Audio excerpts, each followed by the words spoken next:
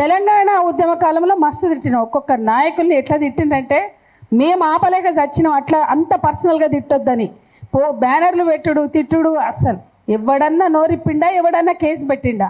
పెట్టలేదు. అంత తిడితే కూడా ఎవరు స్పందించలేదు. తెలంగాణ వచ్చింది.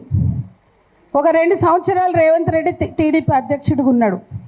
3వ సంవత్సరం తెలంగాణ నుంచి బిస్తర్ సర్దుకొని టీడీపీ వెళ్ళిపోయింది.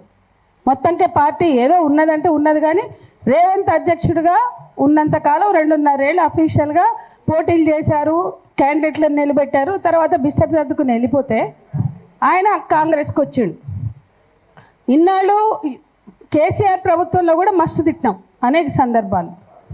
వాస్తవానికి వాళ్ళంత తక్కువ స్థాయిలో, వాళ్ళంత భూతు పురాణాలతో మన రాజకీయాలు ఉండవు. మన దాంట్లో ఎన్ని లోపాలు ఉన్నా అంత నికృష్టంగా మనకు ఉండవు.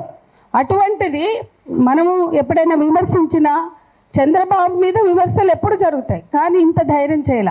ఇప్పుడు అంటే గత 10 ఏళ్ల బీఆర్ఎస్ పాలనలో కూడా తిట్టినాం, కానీ ఇంత ధైర్యం చేయలే.